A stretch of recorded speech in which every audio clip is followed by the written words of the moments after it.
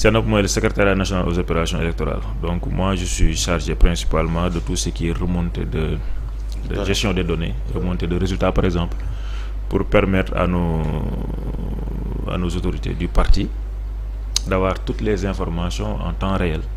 Parce que quand même, ça c'était un défi extrêmement important à l'approche de la présidentielle. Parce que lors des élections passées, quand même c'était un flop, notamment en 2019, où lors des périodes de... Vous vous rappelez, à 21h, le parti au pouvoir avait fait une sortie pour déclarer ñi ñoo gagné. Malheureusement, période boobu amaguñ woon les outils qu'il fallait pour contester quoi que ce soit, malheureusement. Et bi ñu xoolee processus bi nga xam ne ñun avec notre focus 2024 ñun tam ci aspect bi nga xam ne moom lañu parti bi dénkoon ci lañ commencé woon tamit ñun tam focus ci fexe ba nga xam ne le jour des élections à 21h ñu am tous les résultats. Donc on l'a réussi avec un processus boo xam ni avec nos frères du parti ak les structures du parti nga xam ne ñoom lañ seqal liggéey bi notamment les IT. Parce que on a deux structures concernées. waaw Mbodja muy élément bu essentiel dans le dispositif. moom yàlla def nañ sama équipe la bokkoon. mu def liggéey bu am solo moom tam ak ñeneen ñi ngi ko seqal ñëpp avec à la tête de l'équipe Babacar Faye et ñoom Lamine ak tous les autres frères du SNIT notamment. Donc muy un travail boo xam ni mooy li parce que système bi ñu doon travail c'est un système boo xam ni gars yi sax ñi ngi rappelé ni le président Diomaye moom moo imaginer un tur boobu muy jargoñ. Jargoñ ça veut dire quoi? Ça veut dire que dañuy def suñuy mailles ay filets ba nga xam ne affaire bi dana remonter. Donc ci loolu la ñu travailler depuis la base fexe ba parcourir tout le territoire national, installer nos équipes, former ñi ñu war a former, fexe ba nga xam ne le jour J dinañu produire les résultats qu'il fallait, dinañu mën a défendre les résultats dans les tribunaux, fexe ba képp ku suñu représentant dans les tribunaux ñu mën a tiim résultat dans chaque bureau de vote. léegi bi résultat provisoire yi génnee ak bi ngeen ko méngale yéen yi ngeen am. non benn la. Et puis loolu moom même ba ci législative yi passé aussi même chose quand on finit de dépouiller une 2 heures de temps 3 heures de temps après on a tous nos résultats et parfois même vraiment avec les équipes c'est lié encore vraiment de féliciter les frères que nous avons à la base. Parfois même nous arrivons à avoir les résultats d'abord avoir en premier par rapport à l'appareil d'État. Oui. Tout à fait. Dans beaucoup de circonscriptions, dans beaucoup de commissions départementales de recensement, il nous arrivait d'avoir en premier les résultats. Loolu nag pour man un parti politique bu organisé bu bëgg jiite am réew. da nga war a jaar ci loolu. à force ngeen jotee ci réew ñuy gis ay trésor ya fay xew ñuy gis kaaw Xarjata Tandian moom la ñu tàmbalee sax laataa nga yegg si. mu mën a yomb noonu daal ay fraude faux fii jaar fee. waaw mais pour ce cas précis là je pense que jàllul la. waaw quand même parce que il me semble que mon frère ma koy nuyu de passage Modou Mbène wax na ko mais gis nga ni mu ko traité avec beaucoup de diplomatie beaucoup de clairvoyance. Voilà jàllul mu jàll ci leneen donc pour man li am solo mooy on a été nous un parti d'opposition très sérieux très concentré dans ce que nous faisions ñu viser suñu objectif comme vous le dites CNOP ak yeneen structures yu nekk ci parti bi am na ci yoo xam ne xamuñ leen et des structures qui font un travail extraordinaire jusque là te loolu mën ma un parti Sénégal toll nañ foo xam ni bépp parti boo xam ni bëggati nga jotum réew da ngay def ni gars yi def c'est-à-dire du nekk ci ay plateau de kii mais da ngay liggéey sur tout le terrain sur tous les aspects loolu nag fa la parti politique boo la jëm ñu am voilà des partis yoo xam ni dañuy am tout ce qu'il faut pour pouvoir yor am réew jiite am réew njort naa nag ñu manqué la ñu tas la non pas ko maa ngi ñu tas la mais c'est-à-dire réew mi moo ko laaj c'est-à-dire boo ko amul sax dootoo dem naturellement du jar ñu la kii parce que quand même yor am réew du ndaw gagner élection fi ñu toll nii du ci ay tappal lañ koy amee président Ousmane Sonko ak Bassirou Diomaye Faye gis ngeen li ñu daj ñoom ñaar ñëpp nekk prison mais le parti derrière a fait ce qu'il fallait faire avec des structures yoo xam ni ku nekk concentré ci objectif bi nga xam ni moom lañ santoon bu fekkoon ni c'était pas chose facile quand même. ah non non non non pas du tout facile pas du tout c'était pas du tout repos man maa ngi fàttaliku jamono bi heure bii nii daaw pratiquement ñu mel ni man ak sama classe gi on ne pouvait même pas se permettre naan nañu dem campagne wala yooyu. lu tax non parce que ku ci nekk ak yow li ñu la sant ci liggéey ak ni ngay concentré woo pour atteindre ces résultats il pouvait nous arriver ñu toog par exemple 24 heures doo nelaw. ngeen sëgg ci machine. oui parce que il fallait s'assurer que tout le dispositif yi nga xam dañ ko doon distiller dans le territoire national muy fonctionner et au niveau de la diaspora également donc c'est 54 circonscriptions ñaata communes 550 et quelques communes au Sénégal un Mbodja Fara nga xam da nga naan ko gérer ma 3 départements yi kii nga ne ko gérer ma 2 départements yi parfois nga jékki-jékki kii wala ci lii ni attention est-ce que vous avez testé ici donc c'est des choses yoo xam ni c'est des milliers et des milliers de personnes ñoom ñoo ciy nekk ku nekk def li ngay def notre appareil électoral mesuré faisait autour de ay 44 000 personnes ku nekk avec un rôle que tu dois jouer du représentant du bureau jusqu'au représentant au niveau de la commission nationale de recensement des votes donc loolu c'est un travail d'équipe boo xam ni il fallait le faire pour sécuriser les résultats. kon yéen bu ñu doon dégg nit ñi naan élection mën nañ ko sàcc wala bu diw demee bu ñu ko bàyyee mu dem dinañ sàcc élection waaw man daaw mënul xalaat ni non daaw heure bi maa ngi fàttaliku am na benn waaye bu ñu doon invité ci plateau yi bon dama jéggal sax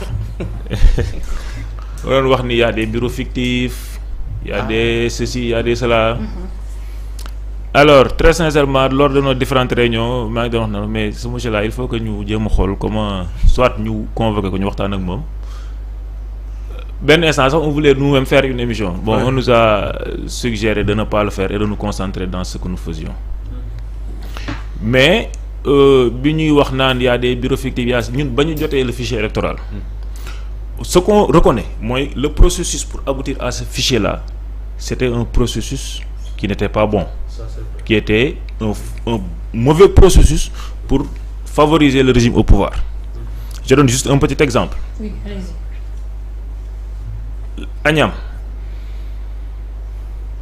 Agnam bi ñu defee dernière révision. Agnam bu Farba s'est retrouvé avec 8 bureaux de vote de plus. Là où Touba, qui est la première commune en termes de poids électoral, s'était retrouvé avec un même nombre de bureaux de vote en plus. Agnam et Touba quand même. mënuñoo tolloo. Donc loolu c'était un faux processus, un processus vraiment qui n'était pas équitable. Biaisé, voilà. Donc loolu mënoon reconnaître nañ ko mais bi ñu jotee fichier bi ñun déjà xamoon nañ dañu jàll premier tour. déjà on l'a dit y a des am na benn jour ñu def benn émission jot na on l'a dit on savait que on allait passer au premier tour c'était inévitable donc il ne fallait surtout pas que pendant ce temps-là ci jamono bi ñu tolloon am ñu doon décourager les électeurs pour leur dire que non on a 2000 bureaux de vote fictifs on a ceci on a ça parce que nous avant ces élections-là dans chaque bureau de vote on avait ici boo nee ma bureau de vote sangam ma génn la ki ñu fa teewaloon ak numéro de téléphone am nu mu tudd nu mu sant numéro carte électorale dans chaque bureau de vote il y avait quelques bureaux de vote par-ci par-là où on n'était pas présent et généralement là où on n'était pas présent c'était ak ndax ay intimidation affaire yooyu moo taxoon donc loolu moom amoon na intimidation voilà mais que par exemple dans la région du Nord amoon na ay zones yu demee noonu mais teewul ñu xam ni dispositif bi nga xam ne tegoon nañ ko entraînement yi nga xam ne def nañ ko test yi nga xam ne def nañ ko que ces résultats là 20 heures ñu ni wiiw loolu moom leeroon nañ suñu bopp. xanaa Macky Sall yëgutoon ni existé ngeen. waaw.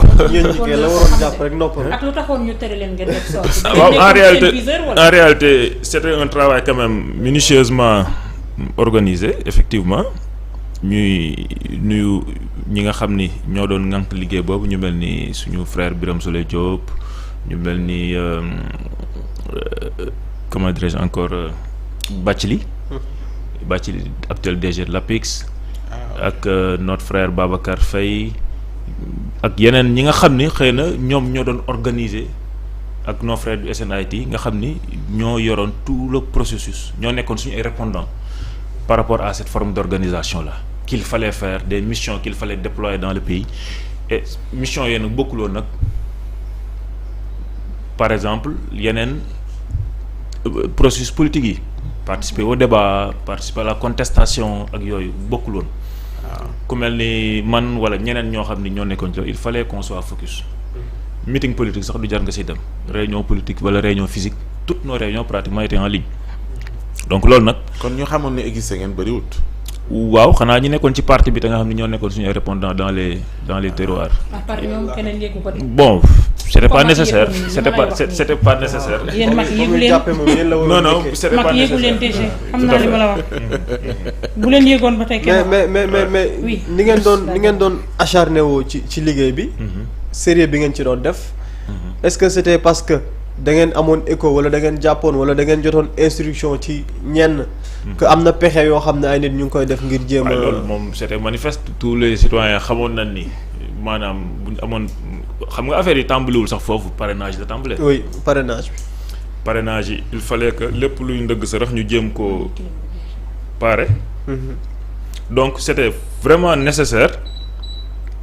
Vraiment enjeu bi capital moo nekkoon sécurisation c'est-à-dire mooy li mu wax sànq ñi nga xam ni ñi nga xam ñoo ñuy teewal ci commission départementale de recensement des votes ñu tiim les résultats en plus de tiim les résultats nii ci sa ordinateur mais nga yor le PV donc loolu il fallait nécessairement le réussir avant même les élections les départements yi nga xam ne sax sentiroon nañ ni fii bu ñu deful ndànk dina kii on s'est déplacé. Moi je me rappelle pendant j'avais fait 19 départements. En 10 jours. yoo xam ni on va rencontrer les équipes toutes les communes ñu xool ku ci nekk ban processus ak ban dispositif ngay mettre en place. Est-ce que tout était acquis pour que les PV puissent être acheminés avant 21h dans les tribunaux. loolu parce que man j'ai eu l'expérience parce que man depuis que je suis dans le parti quand même j'ai travaillé dans les élections. Dans mon département là où j'étais il m'était arrivé le président du bureau du tribunal ni bureau de vote sangam on attend ma ne ko non on n'a pas ça. Qu'est-ce que vous avez comme preuve? Tu soulèves le PV nga ne ko non regarde dans ce PV on attend ñu xool on voit toutes les signatures et tout et on change. Donc loolu ça nous a permis de savoir que c'était possible de défendre ces résultats-là. Il était hors de question que ñu jaar faneen lu dul valider résultats yi. amoon naa jamono jooju sax témoignage que ni il est arrivé sax fu ñu leen joxee lu ëpp. ngeen woote ne non. effectivement amul nii ñu wàññi. non ça arrive oui tout à fait. tout à fait. loolu dañoo taxé am na sama benn frère ma koy nuyu Moussa Diédhiou c'était notre représentant au niveau du tribunal de ci élection yi. Notre frère Moussa Diédhiou dafa may nettali benn affaire nee na ma dafa nekk au tribunal de Dakar di défendre suñu ay résultats yor ay PVM yor son ordinateur tous ces équipements le représentant de l'Union européenne ñëw romb ko. Il pensait que c'était une structure de l'État quoi donc mu ni ko vous représentez quelle structure mu ni ko la coalition Diomaye Président mu ni ko ah oui bon je croyais que c'était une structure de l'État affaire yooyu donc après ñu leen tooñ naan vous je pense que vous êtes vraiment prêt pour gérer le pays donc c'était des petits témoignages qui nous revenaient des tribunaux mais aussi le niveau de collaboration bi nga xam ni moo amoon avec les autorités judiciaires yi nga xam ni ñoom ñoo doon gérer ces tribunaux-là aussi qui magnifiaient aussi ce travail. D'accord jërëjëf sëñ Mbacké waxtaan bi am na solo lool xam naa ni mu def ba mag yëgu ko ñu nit journaliste yi yéen kenn yëgu bu ngeen ko yëgoon mu siiw mu jot yëg nañ ko foroon naa ci. kon da ngeen ko bañoon siiwal. man moom yëg naa bu ngeen ko ak liggéey bi siiwaloon ci parrainage bi et puis ñoom jamono parrainage bi sax génnoon nañ ci conférence de presse. Tout à fait d'accord kon dañ leen a bàyyiwul xel du dëgg. ayca jërëjëf sëñ Mbacké amoon nañu mbégte dalal la sur le plateau jërë ngeen jëf ñu merci bàyyi la beaucoup rek peut-être boo amoon dernier mot boo xamante ne di nga ko jàllale. tout à fait voilà waaw merci beaucoup may leen di remercier Pape Ousmane ci invitation bi di nuyu ak remercier suñu collaborateurs yi nga xam ne ñoom lañu am au niveau du centre des œuvres ak toutes les autorités académiques des universités ak les étudiants notamment